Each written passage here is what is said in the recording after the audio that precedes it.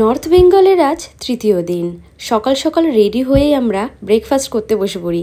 হ্যাঁ, একটু অবাক লাগছে ব্রেকফাস্টে এত হেভি খাবার, কারণটা তোমরা পরেই জানতে পারবে। খাবারে ছিল এগ কারি, ডাল, আলু ফুলকপির একটা সবজি, স্যালাড, অনেক কিছু।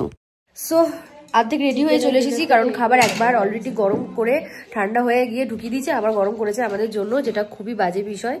খুবই খারাপ লাগছে জিনিসটা ভেবে, বাট এখন গরম খাবার সামনে দেখে আর কন্ট্রোল করতে পারছি না। সো গাইস, তোমরা দেখে নিলে আমি কি কি খাচ্ছি, আমরা কি কি খাচ্ছি। খেটে তোমাদের সাথে দেখা হচ্ছে, কারণ শরীর খুব খারাপ আর খুব খিদে পেয়েছে। এটা কিন্তু কালকে রাতের ডিনার। কালকে রাতে বারবিকিউতে এত চিকেন খেয়েছি আমরা যে আর রাতে ডিনার করতে হয়নি। তো কালকে রাতের ডিনারটাই আজকে আমরা গরম করে খেয়ে নিচ্ছি। আই গেস এটা অনেকক্ষণ লং লাস্টিং হবে। বল দিদি, পানি দিজিয়ে না।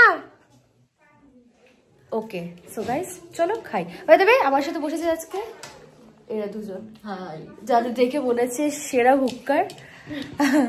খাওয়া শুরু করি, চলো।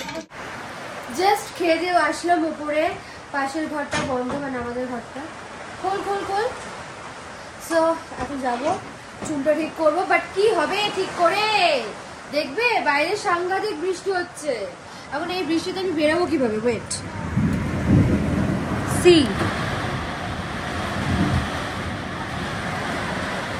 সাংঘাতিক মেঘ ডাকছে, জোরে হাওয়া দিচ্ছে, বৃষ্টিও পড়ছে। এই বৃষ্টিতে বেরোনো ইম্পসিবল। আমি পুরো হোয়াইট হোয়াইট করেছি। সো আমি ভাবছি একটু ওপরে রেস্টই নিয়ে নিয়ে, নিচে তো পাখিরা খাচ্ছে। কি করবো আর, ল্যাব খাওয়া দিন আজকে, আর কিছু করার নেই। বৃষ্টি থাকলেও তো কিছু করার নেই।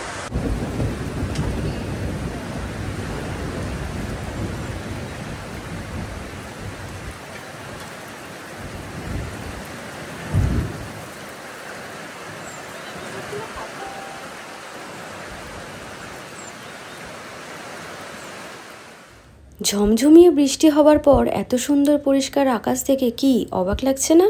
এটাই হচ্ছে পাহাড়ের আসল রহস্য। ওয়েদারের কেউ গ্যারান্টি দিতে পারবে না।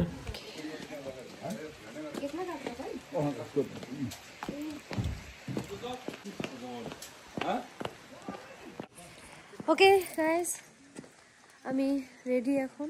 হেয়ার স্টাইলটা একটু চেঞ্জ করলাম, মাঝখানে সেটা ভালো লাগছিল না। যাই হোক, সবাই চলে এসেছে, আর ইমরিয়া শ্রেয়া বাকি এখনো। আমরা গাড়িতে বসছি। ঘুম পাচ্ছে, খুব ঘুম পাচ্ছে আজকে, একদমই ইচ্ছা করছে না, কেন জানি না। কারণ একটু শরীর খারাপ, আমার ঠান্ডা লেগে অবস্থা খারাপ হয়ে গেছে, তো মাথা ঝিমঝিম করছে। বাট আজকে লাস্ট ডে, তো ভালো মতো এনজয় করতেই হবে। লামহাটা ট্রেক ক্রস করে এখন আমরা তাগদা তিনচুলের পথে রওনা দিলাম। লামহাটা ট্রেক আমাদের ক্যান্সেল করতে হয়েছিল, কারণ আমরা যা দেরি করে বেরিয়েছিলাম, যার জন্য ওই একটা জায়গায় আমরা ঘুরতে পারলাম না। দারুণ ভিউ পয়েন্টে এসেছি আমরা। এখন আছি তাগদাতে, তাগদা তিনচুলে। অ্যান্ড এখান থেকে ভিউ অপরূপ, আর এরকম বসার সিট রয়েছে কত সুন্দর সুন্দর। সো আমি এখন এখানে বসে একটু ভিউ উপভোগ করবো। করে আসছিলাম, যাও, দারুণ গুরুত্বপূর্ণ একটা কথা হচ্ছে, পাহাড়ে যদি ঘুরতে যাও আর যদি ঠিক টাইমে রেডি হয়ে না বেরোতে পারো, তাহলে অনেক জায়গায় তোমরা কভার করতে পারবে না। এটা সত্যিই একটা খুব দুঃখের বিষয়, কিন্তু কি করব, আমরা মেয়েরা, আমরা রেডি হতে দেরি করবই। তাগদা তিনচুলের সুন্দর চা উপভোগ করার পর আমরা রওনা দিই দার্জিলিংয়ের মেল রোডের উদ্দেশ্যে। আর এই মেল রোডে যাওয়ার জন্যই আমরা অনেক জায়গা ক্যান্সেল করে দিই, কারণ আমাদের ইচ্ছা ইচ্ছা ছিল অ্যাটলিস্ট একদিন মেল রোডটা দেখে আসি দার্জিলিংয়ের। সুখিয়া পোখরি থেকে বাকি জায়গাগুলো অনুযায়ী দার্জিলিংয়ের দূরত্ব অনেকটাই বেশি, সেই কারণেই বাধ্যতামূলক আমাদের লামহাটা ট্রেক ক্যান্সেল করতে হয়।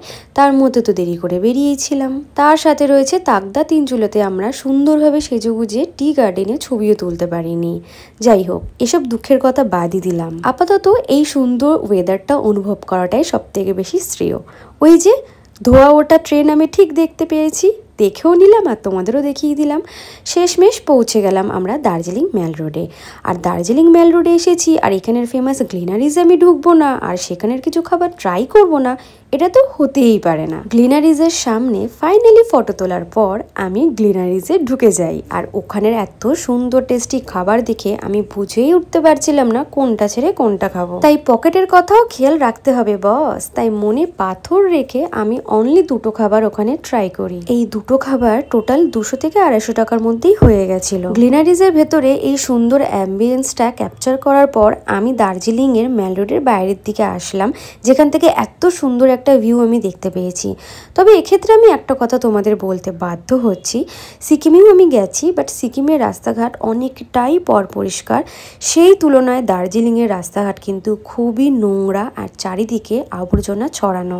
এটা দেখে আমার খুবই খারাপ লাগছিল যে এত সুন্দর জায়গা, সেই জায়গাটাকে আমরা নিজেরাই নিজেদের হাতে নোংরা করে নষ্ট করছি। আশা করি একদিন না একদিন মানুষ বুঝতে পারবে যে নেচারের ওপর অধিকার শুধুমাত্র নেচারেরই আছে, আমরা মানুষরা শুধুমাত্র তুচ্ছ একটি বস্তু। সেদিন দার্জিলিংয়ের মেল রোড থেকেই আমরা রাতের খাবারটা প্যাক করে নিয়ে আসি। চিলি চিকেন ছিল, ফ্রাইড রাইস ছিল, তার সাথে মিক্সড চাউমিন ছিল, আর ছিল অথেন্টিক নেপালি মোমোস। ঘন্টু